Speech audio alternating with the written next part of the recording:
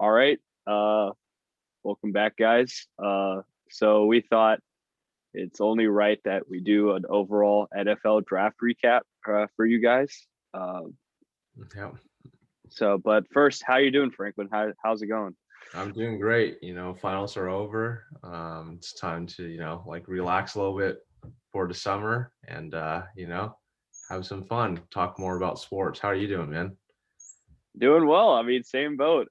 Just glad to get that lifted off of us, and you know, this summer is going to be nice. Hopefully, the videos will. I'll pick up some. We'll both pick up some editing techniques and try and make these videos a little bit better, more well produced in these segments, and figure out how to make it more accessible to you guys with that in mind. But yeah, no, it's definitely great now that we can really just not have a burden while watching sports and not have something in the back of our mind that's telling us we shouldn't do this.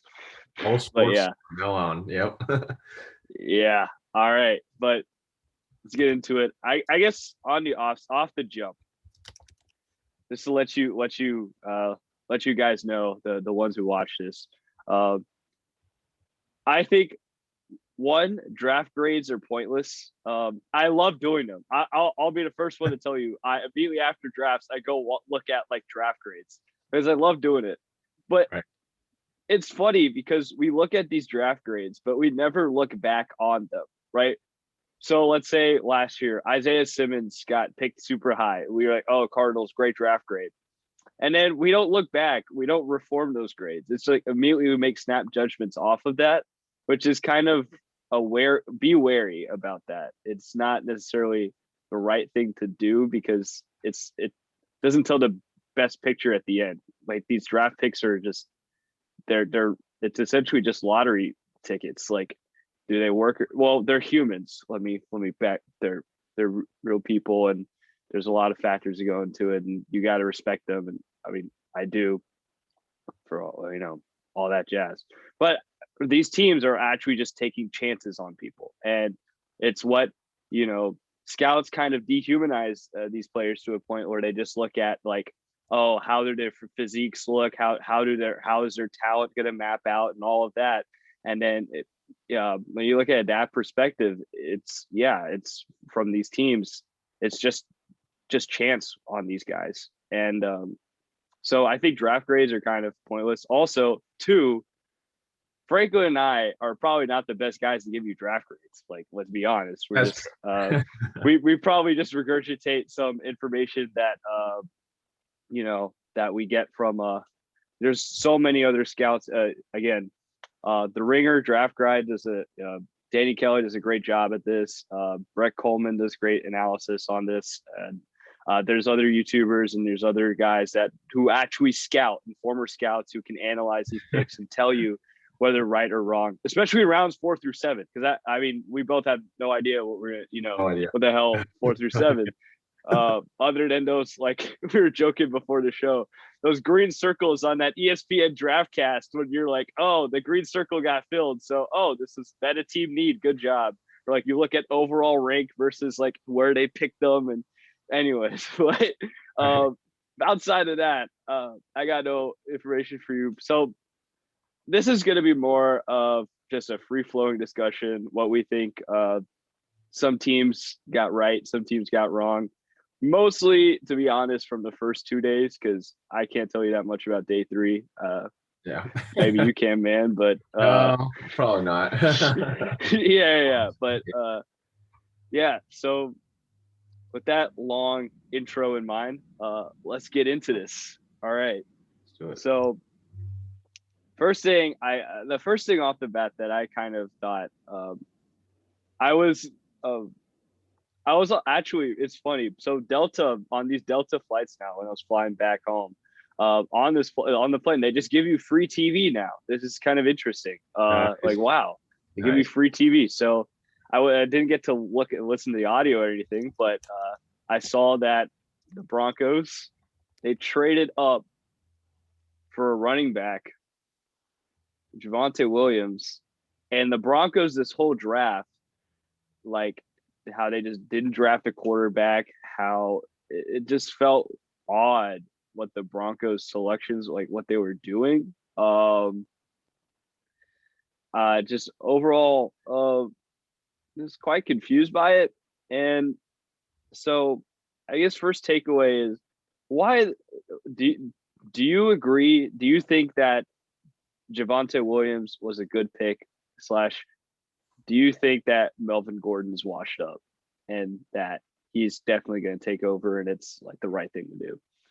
So from what I heard about Javonte Williams and his kind of like his film and what he basically does in terms of style, it's much like a power running style, much very like kind of what Melvin Gordon does. I will say that Melvin Gordon does catch passes pretty well in his time that he's been in the NFL. But I really was a little bit confused about this pick because, my personal view, when I get from football, I get from two sources. One, from the scouts and the sources and the pundits that I usually listen to. And then two, I play, and Lia does play too, fantasy football. We play that during the season. Some of those experts, they actually give you a lot of good advice and they actually do a lot of research as well. From what I saw, I didn't think Melvin Gordon had a bad season last year. I thought Melvin Gordon played pretty well in the situation he was put in Denver's offense. I didn't think he was washed up. I know Philip Lindsay left this year in the offseason, but I think Javonte Williams is like a direct overlap over what Melvin Gordon's role is in this offense. And I personally don't like it that much. I just feel like, having two guys – and they still have Royce Freeman also on that roster? Yeah. And they have Mike Boone. Like, give this man a shot. Absolutely. So it's just loaded with like power bruisers, like first, second down kind of guys, but not too many like pure like, pass catching tactical. When you think like a Philip Lindsay or James White kind of running back that you'd probably want in a draft. I was just a little confused by this pick, but I think Denver could have gone elsewhere, definitely, to fill some other needs that they definitely should have done better with. But yeah, exactly. I mean, one quarterback, just offensive line. I mean, they did get a guard, but I thought they just could have targeted offensive line. Okay. So they could have had linebacker help, right? I'm pretty sure. I haven't looked into it. I was talking about this the first day. Wosa Koromoa dropped to Cleveland. I think Cleveland had one of the best drafts. I'll just tell you that.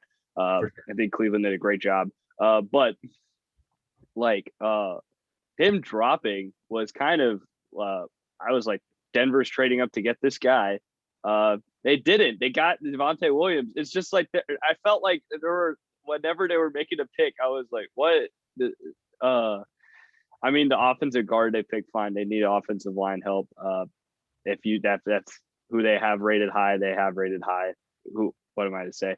But I just think Denver was one of the weaker drafts. When you think about, the other major news that we've kind of haven't really talked about, Aaron Rodgers really wanting to get the hell out of Green Bay and like fire Gutekunst and all, like the GM and all that, right. All that jazz going on. It's kind of, just kind of burning over there in Green Bay. Maybe this looks completely different if they were to package a lot of these in a trade for Aaron Rodgers. But again, the Javonte Williams pick makes no sense. At least trading up in the second round for running, like second round, fine. I think second round is when you should start getting running backs. I mean, you see Nick Chubb and Derrick Henry, the way they transformed their teams. Just first round, they don't really pan out. That's why I don't think first round running backs work. But yeah, that's just weird. Very much, yeah. I will say that the Aaron Rodgers rumors, that stuff is gaining a little bit of momentum. I mean, it only came out 2 days ago, or 2 days ago when you had the first round, right before first round, he was breaking that news. But it's something that it's saying that Denver is like considered one of the front runners because San Francisco, obviously, it's a in conference rival in somewhat, right? So that was something that was quickly shot down. But Denver does seem like a position where, they could trade some of their picks, like a Surtain or I guess a Javonte Williams, even though I guess which probably they just have. maybe to replace Aaron Jones. I don't know, but isn't Aaron Jones like They it just doesn't signed make him. They just re-signed him. exactly. So that doesn't make that much sense, but it's a wait and see. I think again, one of the big things is they might have a hush hush deal to be done after June 1st because that salary cap kind of negotiation stuff. So yeah, it's going to be pretty interesting to see, but I don't know. It's just a big rumor right now. So So I guess one of my weaker drafts were, I guess, uh, Denver, and then beyond that, I mean, Houston didn't have a lot of picks, they so did. they're in Yeah. a rough spot, especially with the fact that they don't know what's up with Deshaun Watson, and that's fair. So, I mean, yeah, Houston had a rough draft, for sure. Um, that's just they have only so many picks. What can you do? Um, and then I guess did you think anyone had like does anyone stand out to you as having a pretty weird rough draft? You want to talk about? Weird rough draft. Well, let's see. Let's see. You talked about most of them. Um I think going back to I guess it's a first round pick again, but I went back to the Giants.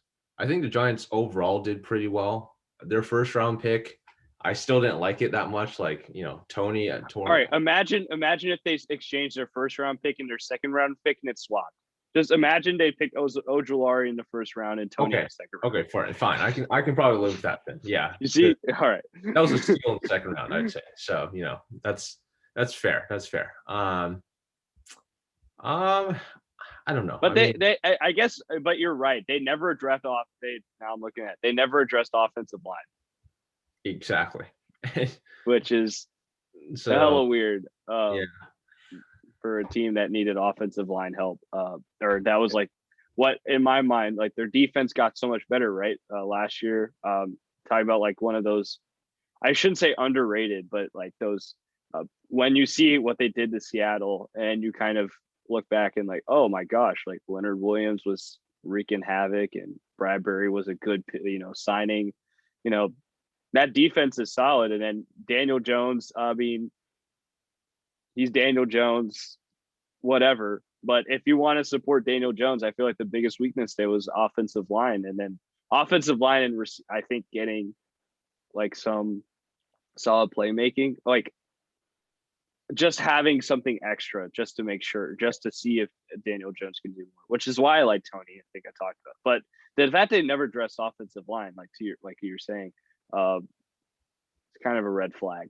it's That's a one little of those disappointing. Yeah, rough. that's just Yeah. disappointing for me. But I guess like speaking for the Seahawks,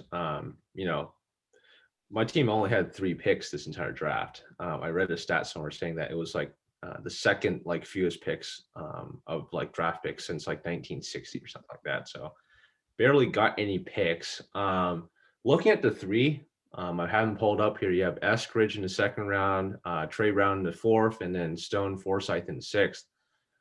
I wouldn't say they did bad, but I'm looking at like Eskridge and like as much of a explosive guy that they say he is a little small. That is something that I feel like a little bit of a concern of. You have DK on one side. Of course, DK is a beast. He's huge, but to play in a division, NFC West, you got like Jalen Ramsey on the Rams now, and so many physical, tough defensive players on all these NFC West teams. Sometimes I feel like having like such small receivers that can be some kind of disadvantage. It's a wait and see kind of thing. I definitely think the Seahawks they always like find value later in drafts. So I don't know if second round is considered like value picks times, but they've done well later in drafts. So I thought like Forsythe, that was pretty good for 6th round. Again, you don't expect much out of them, but if they can become anything, then you've made your picks basically. You've done okay. So yeah, and then Trey Brown a little bit again, not too the size is a little bit lacking, but I think he's they say he's quote unquote feisty. So, I like that. I think if he can fight, then, that would be good. That's good for the team. So I actually like Eskridge. I I think it fits. Especially when you think about, so you have DK Metcalf. He could be like your solid X. You have Tyler Lockett, who you like. The connection with Tyler Lockett and Russell Wilson is always like, it's one of those like, rock is solid. it perfect passer rating? I think it's near perfect passer rating. I've heard. It was pretty close to it. Yeah, yeah. I know They him and Doug Baldwin was also near perfect passer rating. My God, uh, Russell Wilson's too good. God damn. yeah. I you know we love Russell Wilson here. Anyways, but I True. think Eskridge would be a good. I think he fits as a third. Just as to have like a shorter. I mean, I don't think his size is too much because Jalen Ramsey, guys like him, are going to be matched up with DK Metcalf and Tyler Lockett, right? And I think you can use him as more of a chess piece. Use him, maybe be more creative with that to fight off the stagnation that happened in the second half for you guys. Sure. That actually kind of helps. I think with Yeah. him. Yeah. I mean, I would have like Awesome. Tutu Atwell went right after him, and actually, I thought they should have been switched. I thought like Eskridge would be better with Rams, and Tutu would be better with Seattle, but it is what it is. It is what it is. Yeah. I think they just switched them. It would have been perfect, but I Right. think the Rams kind of, were maybe thinking that, but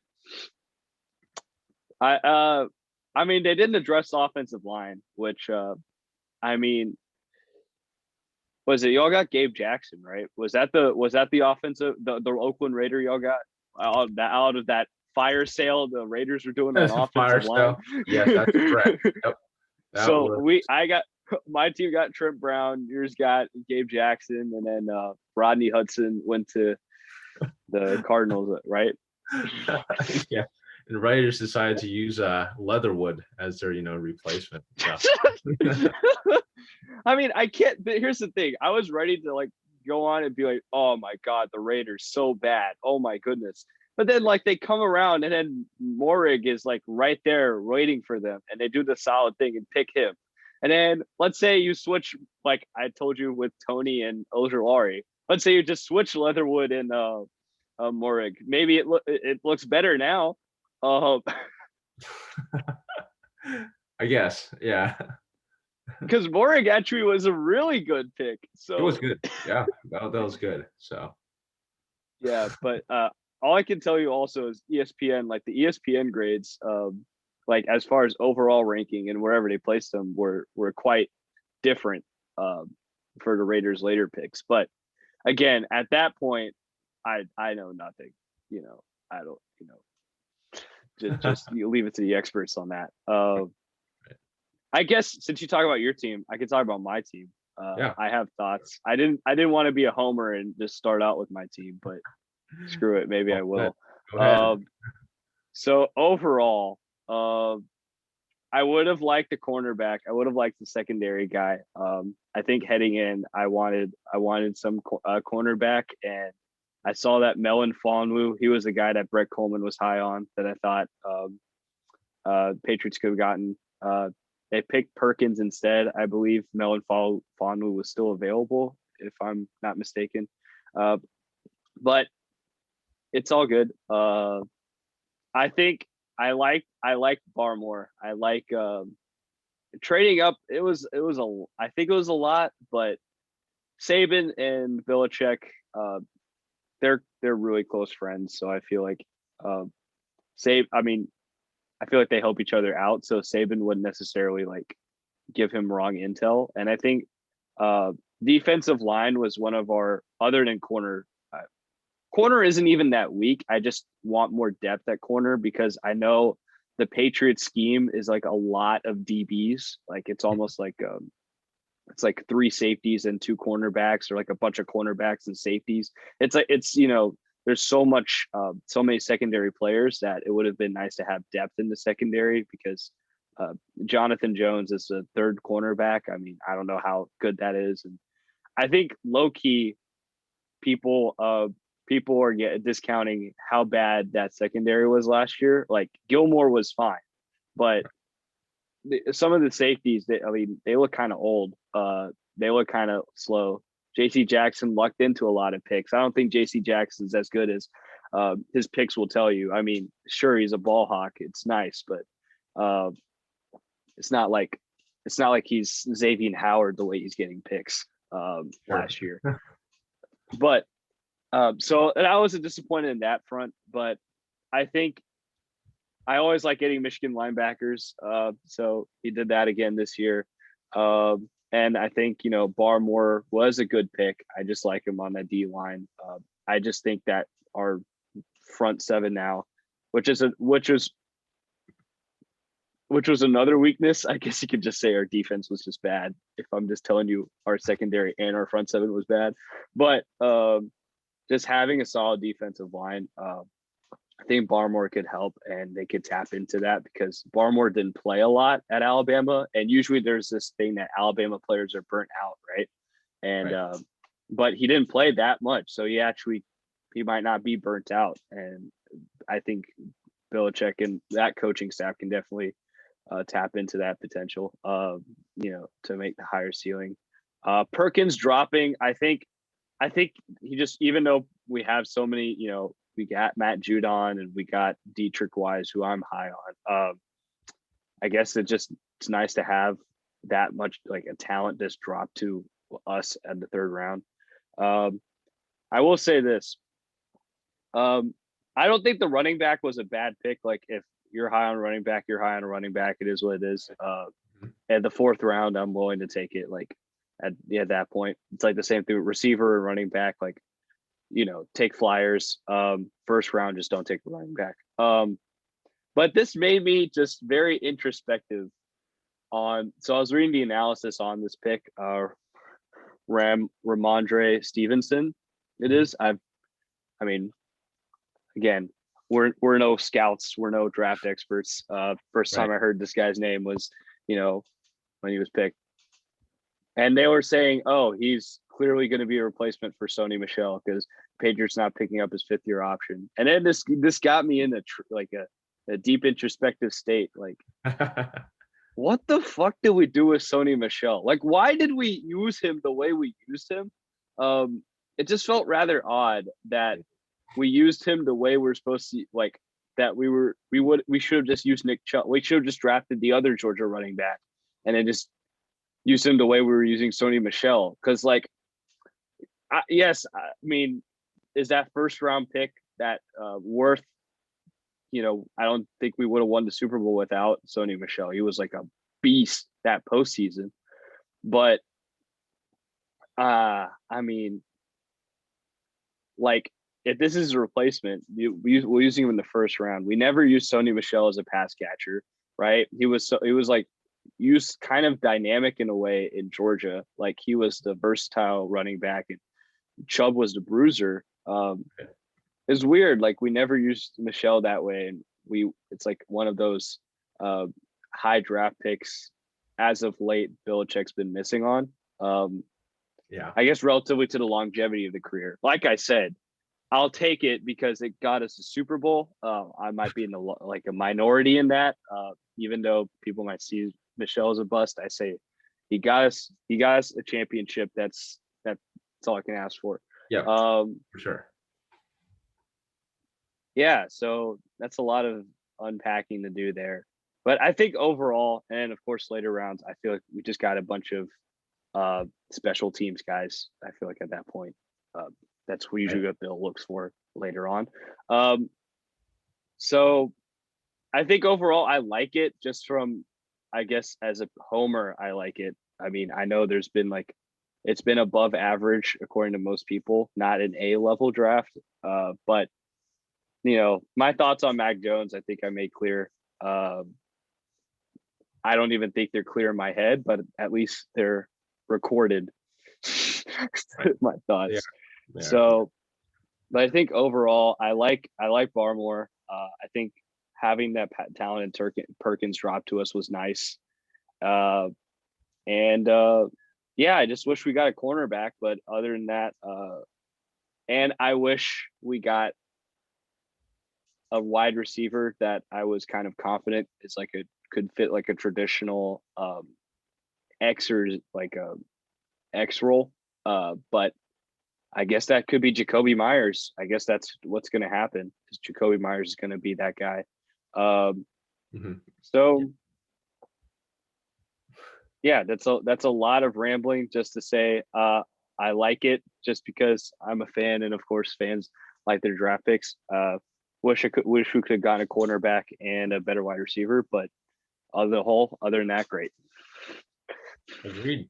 I think, the Patriots are always pretty savvy in their drafts, other than wide receiver, of course, in the past few years. But, I guess they just Or second round cornerbacks. So like as I say that, I just now got a thought like second round cornerbacks are not our forte as of late, but is what it is. Sure. Gotcha. Yeah. I guess for one other team, I just had to bring this up because of a little bit of personal implications with fantasy football. But San Francisco 49ers, I know Kyle Shanahan has a very, very sophisticated, interesting playbook. They have, many kind of schemes that they run, but um, I find it hard to understand when they have such a crowded running back room.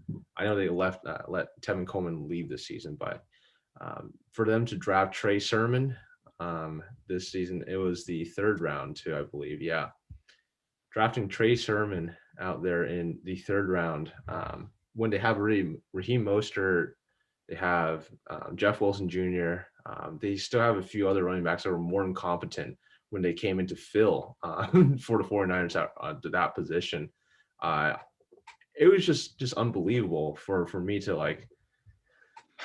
I just don't get it for me, in my personal view. I understand that maybe it's just like insurance because those guys are always like injured somewhat.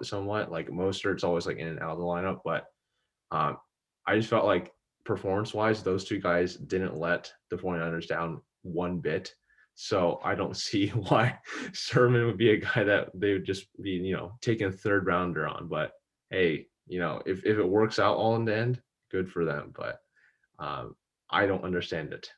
So Yeah, I'm trying to understand it. I'm trying because even when they get injured, they find depth. Like Kyle Shanahan just schemes up running backs. Like he loves having running. It's just too many at this point. Like, come on, you got to cut some of these guys. I yeah, guess that's the point. Is like they just always want to be reloading and getting running backs because they know that jeez, it's heavy. It's they use their running backs a lot in that offense, right? And I think they know it takes a wear and tear on these guys. And purely from a team perspective, it sucks for the guys who like play in that system, but they get worn out and they kind of have to get cut early. Maybe just they got to restock and refuel like constantly at running back. right. So I think Turnovers I heavy. think maybe I think you're going to see some cuts from guys who we think are productive. Maybe Mostert stays, but I think maybe Coleman leaves. Coleman's left already. McKinnon. Oh, my bad. Yeah, Maybe McKinnon leaves. David McKinnon, right. So I mean, like those guys, I feel like even if, the 49ers cut them, they'd still find a place elsewhere. Like they're productive guys that you could still probably put them on a squad somewhere. So, I mean, yeah, but I feel like they do best. It's like Shanahan's kind of like how Bill Belichick is for linebackers. That's what Shanahan is for running backs. Like true. they you just find you just out of nowhere they do well for you, and then they leave, and then they turn like what is this? What is this? I feel like it's the same thing for Shanahan running backs. So, Yeah, uh, that's fair. but Trey Sermon, yeah, that's kind of a bummer. And they've been drafted the fact they drafted two running backs is just Right. Exactly. But hey, we're not here it. to I mean, judge. it's like again, maybe it's kind of weird that we lend this much credence to Shanahan and John Lynch, even though they've only had one winning season. But I'm just gonna benefit of the doubt. Benefit of the doubt. Yep. Yep. Agreed. I guess the only other glaring I will say I guess this whole general trend, we're doing this, and then we started talking about our teams, and I guess we'll continue this. It's like the teams that maybe had weaker drafts or didn't fill a hole I thought they really should have. Sure. The Colts not drafting a tackle early, relatively early, in one of the deepest offensive line classes drafts we've had. Same deal with the Giants, right? But I think the Colts are actual contenders, right? And they just need a good offensive tackle, and to only draft one until the 7th round to replace their left tackle, to have a good left tackle. It's kind of, what the hell? And Right. also knowing you have Carson Wentz in the back, like Mr. I'm gonna keep the ball and play hero ball every single play, even though it's 1st and 10 with 15 minutes left in the first quarter. I'm still gonna play hero ball. Like this man. I feel like you need, like, they do have a super strong line except for that position, and it was weird that they didn't fill that position. Again, Chris Ballard's one of those guys. Get benefit of the doubt, sure, whatever. I guess he knows something we don't, but yeah, that's my thoughts. Yeah, I agree. I think smart moves. Chris Ballard is, and they've done well on the line. It's been like Quentin Nelson's been unbelievable for them. So it's something like I guess they should have addressed that, but they also see that their line is good enough that they could go elsewhere and say that we're going into win now mode and with Carson Wentz, seeing how that works. So yeah, but I just think if you're really going to win now mode, just fill that one position. How hard is it? How hard is it to just true. Instead of picking Ellinger, man, or instead of just that's true. just pick him instead. Here's the thing. They have Doyle. They have Mo Alley Cox at tight end. I mean, we know this because fantasy, right? Yeah, why? Yeah, why you pick another tight end in the 4th round, man? What? Just pick an offensive lineman higher. Maybe. I mean, who knows? Maybe this guy in the 7th round, who I have no idea who this guy, like Will Fries. Maybe Will Fries is like they had a super high grade on him. They knew he was going to fall, and they pick him. Sure, but I don't know, man. Yeah. That's a good point. And I think the last team that I can think of right now that had a clear hole that they didn't fill there's 2, I guess. Mm-hmm. Okay. So 1, Atlanta not getting a running back. So they went. This is weird for me because Arthur Smith it's this new fad of these run heavy, run first offense, and then build a play action off of that. It's the Shanahan McVay type mold that's been spread to these offenses across the league.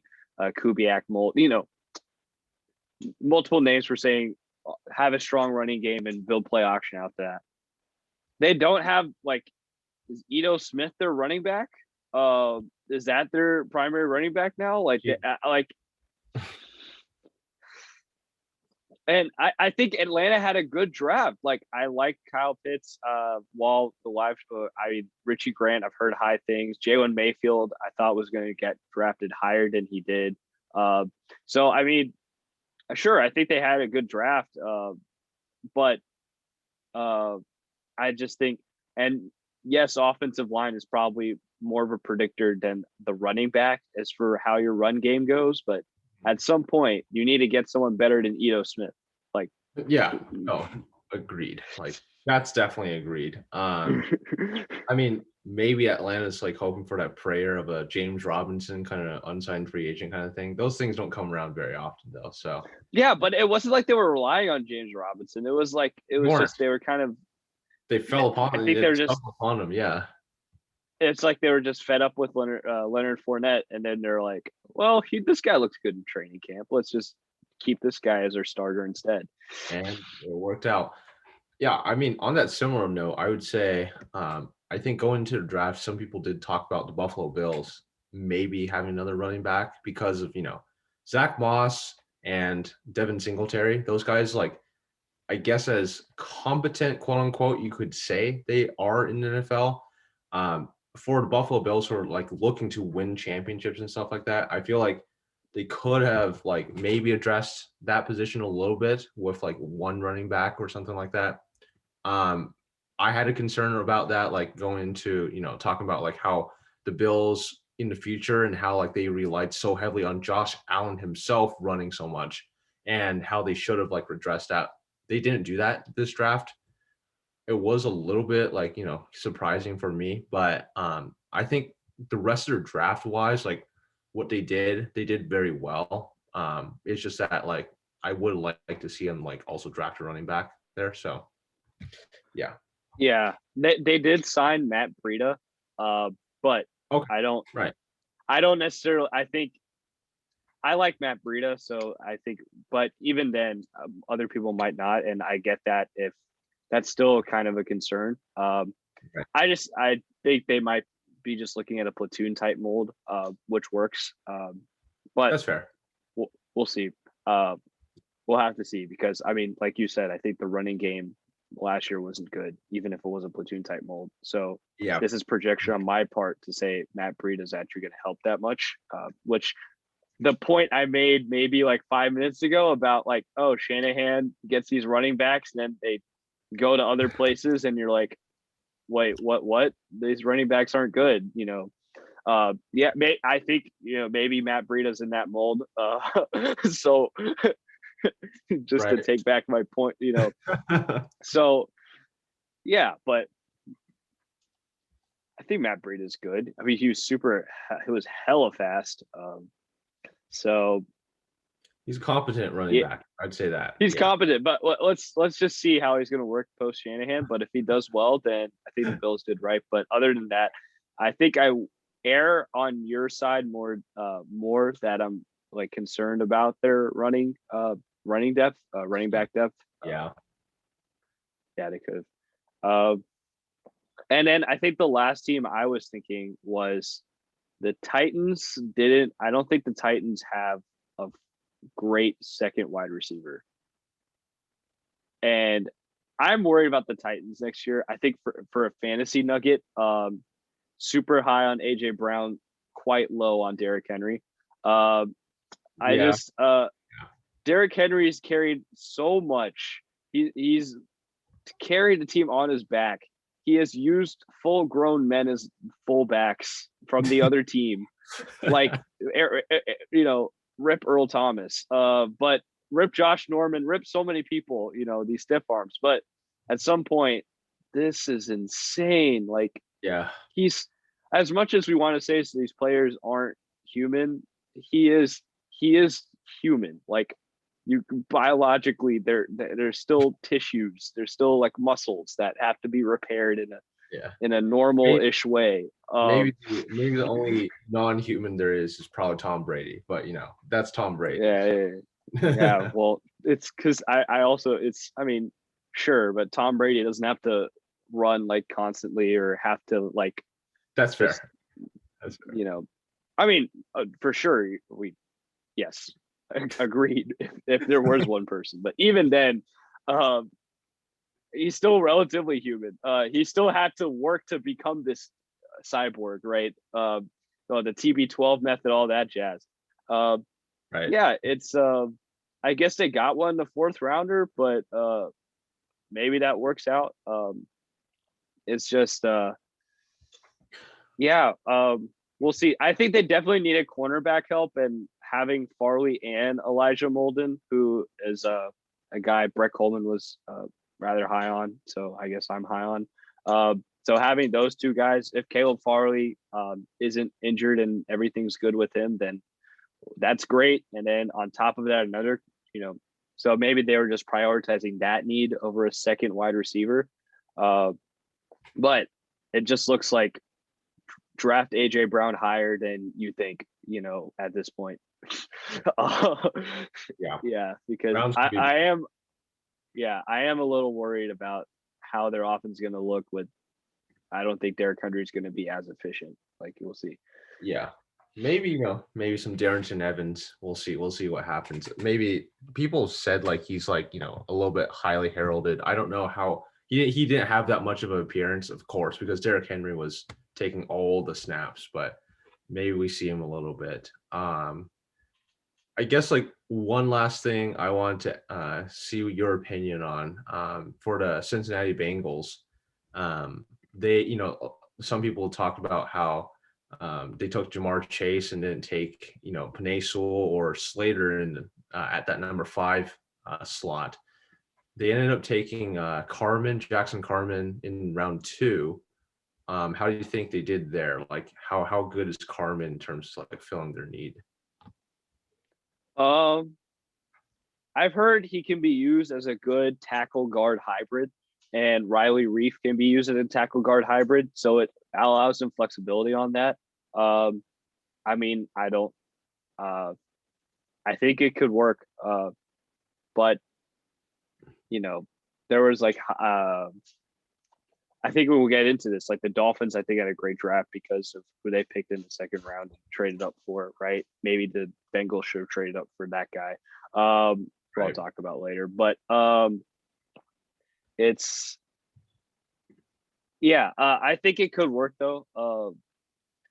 I mean, sure. Again, this is more just I'm kind of low on Jamar Chase, so this is That's right. kind of this is kind of okay, I guess.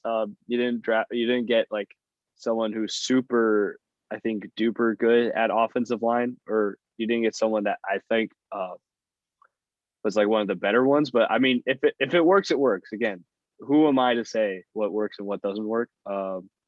So I think at the end result, maybe they could have just drafted. They could have drafted Penei Sewell and then drafted a wide receiver later. I think that might have been the better play, but That's fair. Fair enough. I think this still works. Yeah. Like I said, as far as I will say though, there are 2 drafts, maybe I guess 3, that looking at it that really stood out to me as like great job. Mhm. And that was so that's Cleveland first. Yeah. I liked what Cleveland did, man. Agreed. Yeah.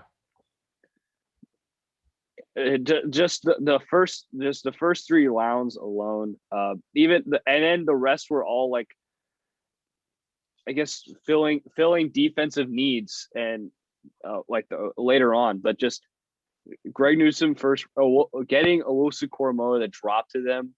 I think there might be something medical going on with that, so we'll see. But then Anthony Schwartz, I feel like there's a bunch of Cleveland Browns fans talking this man up.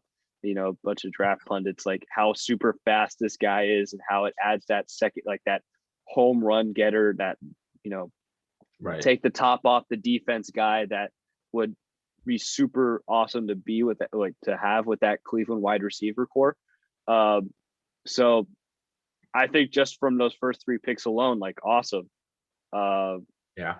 And then I think they've just filled defensive needs after that, and that works out.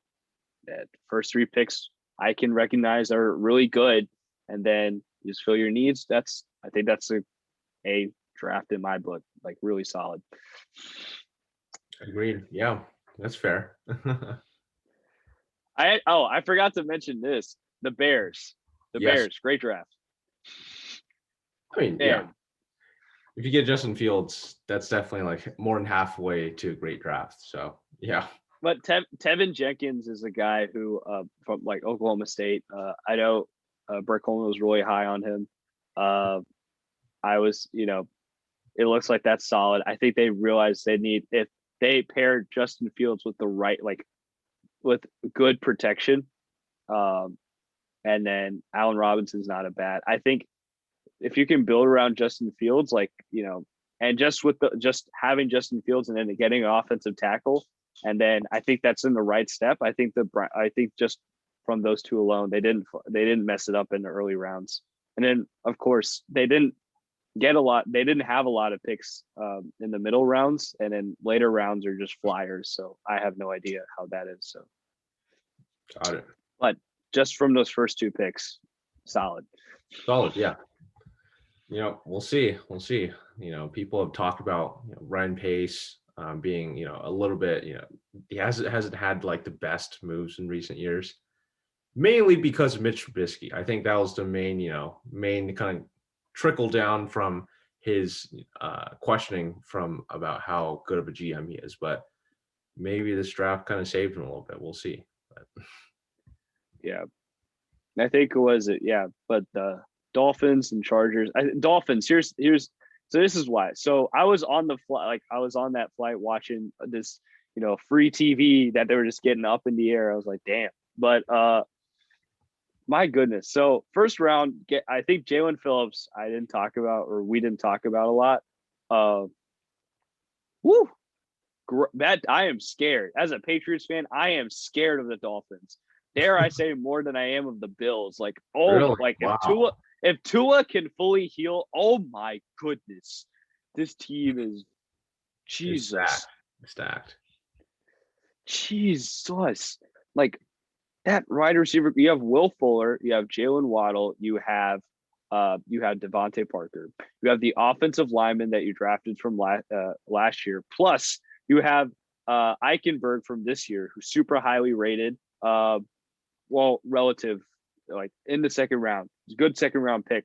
They traded up for him. Like I think he's a good quality tackle, right? You have to fortify that offensive line. You have barn burner Jalen Waddle. Jalen Phillips just adds just more defensive pieces, and Brian Flores is great defensive. He was a great defensive coordinator, even though he really wasn't the defensive coordinator with the Pats in 2018, like the linebacking coach. He was in a way defensive coordinator, right? So like Sure. what he's done, that defense, like, dude, I trust Brian Flores. And then getting a safety, they needed a safety. They got a good safety that fits. They can do coverage and everything for them. And getting that tight end,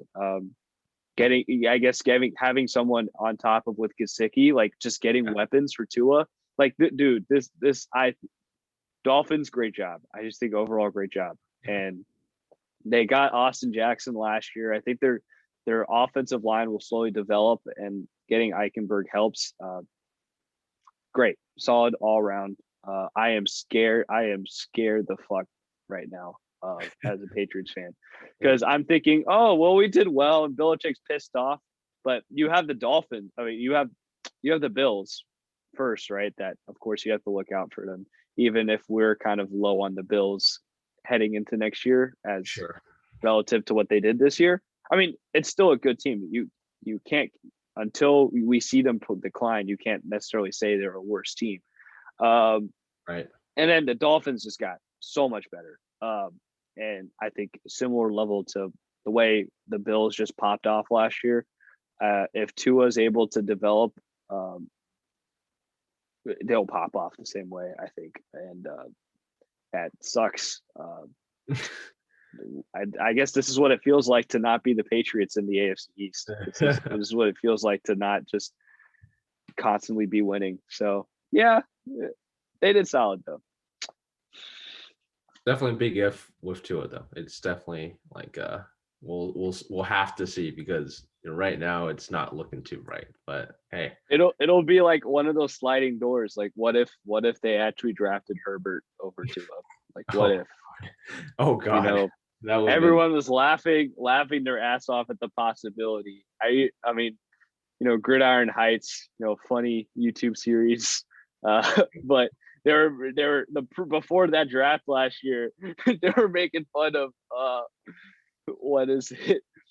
Someone morphing, like Bill Belichick hacking into the system and having the Dolphins like accidentally pick Justin Herbert. And then what do you know? They should have done that. Yeah. Oh man, it's so funny. If only we were all just shitting on Justin Herbert. Man, we need to apologize to this man. He's been amazing. He's been absolutely amazing. So So that's speaking of Justin Herbert. I am ready to get sucked into the Chargers because my God, great job, just great job. Uh, yep. they got a Duke guy. He was in my pub paw class. Remember him? Sitting the I I just remember looking at his face and like, oh, I recognize that guy. But Chris Rumpf getting that's a nice pick. I guess gotta shout him out. But just getting Rashawn Slater in the first round. We talked about having a steal, like just having him drop. They didn't have to trade up, and they got what some people might say as good as Penei Sewell, right? Huge. Asante Samuel Jr., one of the higher touted cornerbacks, and they needed cornerback, and they got it. They got cornerback. Like they got those two positions they needed, and off the bat they just filled it. And they needed a tight end, and they filled it with one in the third round. That's a relatively high pick for that. So that tells me they value this guy a lot. So that means they filled that need. And Josh Palmer ain't a bad wide receiver. So I great pick. I think just alone from again, this is mostly day one and day two when we're talking, but just day one and day two, great. Awesome. Especially now you just got to see it on the field. And I can't wait. I can't wait for Chargers Chiefs rivalries for the next, 7 years, let's say.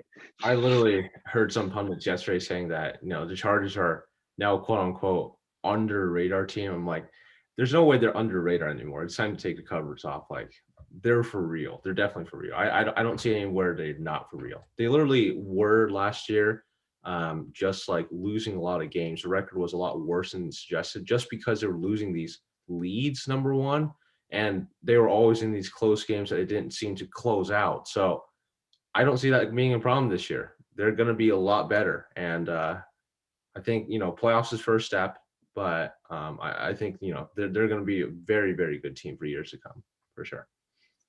No, and here's the thing. So there could be some parallels we're thinking about the Browns with Baker Mayfield, how that rookie season went really well. And then you're thinking the Browns were this darling then coming into next year. They were, I think, Vegas odds on favorites by far to win that division. Turns out the Ravens just steamrolled. But the problem was the factors that hurt them was Freddie Kitchens was just stayed there. You just assumed he was going to be good, and then second, they just didn't invest in the offensive line whatsoever, and that just hurt them so much. And now the offensive line is just super, is really good for Cleveland. But they're not doing that. They're off the bat. They're they prioritized offensive line like crazy this offseason, the Chargers. And just having a competent coach, which I think, if you come from the, McVay tree now, it's like a new tree that's like already starting up. The McVay tree is actually under the Shanahan tree when you think about it. Yes. Yep. Even though they're incredibly young. Oh my God. Wow. Makes you think. Just makes you think about the Washington football team, previously called, when it was back in the day, Washington Redskins, when they had McVay, Kyle Shanahan, I think Matt LaFleur also on the same roster that one year. On the same. Was it Mike Shanahan was the coach, right? Mike Shanahan was the coach, yeah. And they just brought in this all these geniuses, and now they're they're in their own head coaching positions everywhere in the NFL. So it's crazy. Well, I mean, you still Matt LaFleur, why did he kick that field goal? Oh my God. Okay. That's another sliding doors. If he didn't kick that field goal, who knows? Maybe Rodgers gets that touchdown. Maybe they go on to Super Bowl. Maybe Rodgers isn't just saying fire Gutekunst, get fuck out of here. This isn't happening if This guy isn't stupid and says kick a field goal, and Tom Brady only needs to get 1 or 2 first downs. Like, what the fuck? Bad Point decision. is, Chargers great draft, Dolphins great draft, Bears and Browns. That's who I got as my 4 best drafts by far. Yeah, no disagreements there. I think they all did really well there. So, but I mean, again, this is a huge caveat from the very beginning when we think about this. Mm-hmm. We say this now. What matters is not what we say now, but what matters, of course, is what actually happens. Like, these grades mean jack squat. Like, right. This is more like 1 finger pointing at you, 3 fingers pointing back at me whenever you point. It's because I love looking at draft grades, and I know I have to realize they mean shit. They mean nothing. They don't mean anything until they don't mean anything until those 17 games are over. Yeah, those 17 games are over, and then you look to see how they did. Absolutely. So, yeah. Any more thoughts on the draft? This is a different type of thing we're doing, but any more thoughts on the draft? I just think, overall, this was actually one of the more entertaining drafts, I thought. Just like all that build up before draft, all that intrigue. What's San Francisco going to do with number 3? What's like Mac Jones, and got to know a little bit more about all of these quarterbacks. Of course, we all knew about like Trevor Lawrence already. I think it was like funny at the point that they like just stopped covering him as much, because like we all knew he was going number 1 already. Like someone were saying, like, before he was drafted, he was already donating to charities in Jacksonville. It's like a foregone conclusion. So it's so funny, but basically, no, but just to like get to know all these guys, see like, all these possible intriguing trade spots, draft spots, sorry. And then all those mock drafts, wild speculations by all these pundits. It's been a good ride for sure. Yeah, this was definitely the first round for sure was one of the more entertaining ones. I was, like, whoa, and when all of these trades were happening, and just as a Patriots fan, just seeing him fall, and even if you weren't, like, just seeing how, just tracking how these quarterbacks like Fields and Mac Jones fell. I don't think Mac Jones fell, but whatever. People were saying he fell. It was nice, to see how it worked out. Yeah. But just the first round in general was kind of intriguing. First, and definitely day 2 as well. If you were following the draft before this intensely, day 2 was also extremely entertaining. Of course, day 3, unless you always have it, you either have it on the background or just only look at your phone whenever your team picks a pick. But I think overall this was definitely a fun draft. I think teams for the most part did a great job. Even the Broncos, like, as much as I think they had the worst draft, but even then, like, I think every team had a great draft. Even like those teams, even if they didn't fill a positional need, I can't think of like a team that like really screwed it up.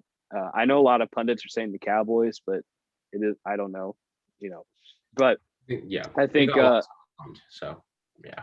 I mean, and some teams just didn't have a lot of picks. It is what it is. So I think everyone just drafted well. And this was one of the more intriguing. I think it's because we were doing this in COVID times, right?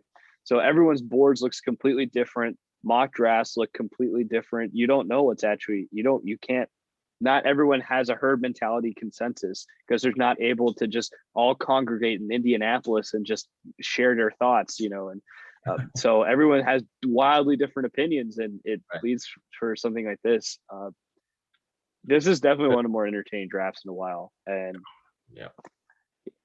I'm just looking forward. This is usually when this starts, like the lull in the off season for the NFL, and just in time to ramp up for the NBA. And then when the NBA boils down, that's when the NFL offseason starts to ramp back up again. So this is, all these sports leagues, they time it perfectly. They always time it perfectly. So yeah, absolutely. All right. Well, I think that's all we got for the draft, man. Yeah.